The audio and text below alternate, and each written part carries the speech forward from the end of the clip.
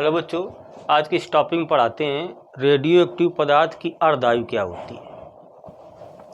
कोई भी radio active पदार्थ है, मान लेते हैं कोई रेडियो एक्टिव पदार्थ आपका यूरेनियम है। यूरेनियम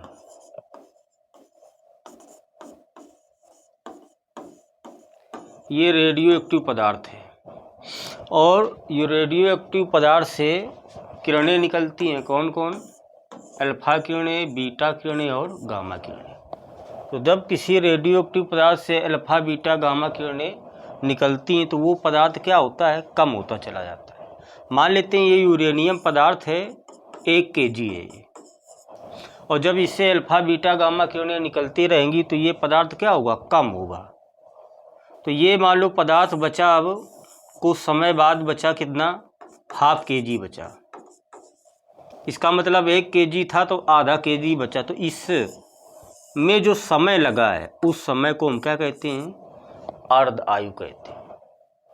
यानी जितने समयांतराल में कोई रेडियो एक्टिव पदार्थ अपनी प्रारंभिक मात्रा का आधा रह जाता है, ये 1 kg था, ये हो गया कितना?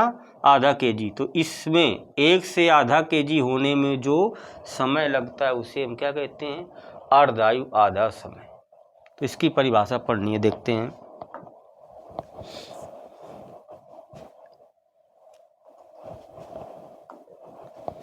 पहले इसकी डिफिनीशन पढ़ते हैं। क्या? जितने समयांतराल में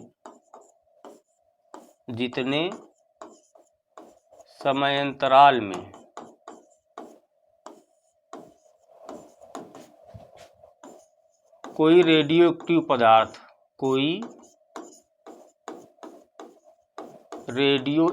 पदार्थ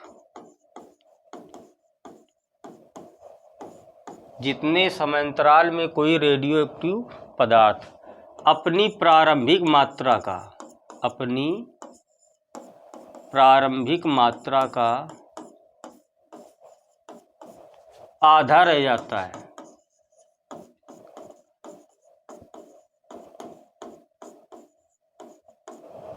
है, वह समयांतराल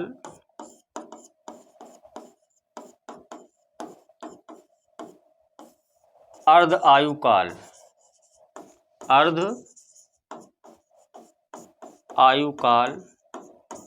कहलाता है।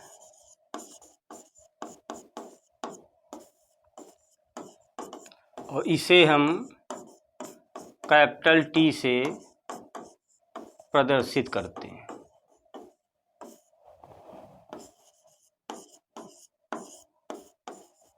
ये है अर्धायु की परिभाषा कि जितने समयांतराल में कोई रेडियो एक्टिव पदार्थ अपनी प्रारंभिक मात्रा का आधा रह जाता है वह समयांतराल अर्धायु काल कहलाता है। यानी ये कोई रेडियो एक्टिव पदार्थ यूरेनियम है, 1 kg है, मान लेते हैं कितना? ये 1 kg है और ये ½ kg बच रहा है। तो कितने समय में बच रहा है? वो जो समय होगा T½ से भी प्रदर्शित कर सकते हैं अर्धायु काल को, या कैपिटल T से भी। तो जितने समयांतराल में कोई रेडियो एक्टिव पदार्थ अपनी प्रारंभिक मात्रा का आधा रह जाता है वह समयांतराल क्या कहलाता है? अर्धायु काल। जैसे पोलोनियम एक तत्व है, पोलोनियम ये रेडियो एक्टिव पदार्थ है। इसकी जो अर्ध आयु होती है, अर्ध आयु, ये 10⁻⁻5 सेकेंड होती है। और यूरेनियम है आपका, यूरेनियम 92,238, इसकी जो अर्ध आयु होती है 4.5 × 10⁹ वर्ष होती है। ये अर्ध आयु।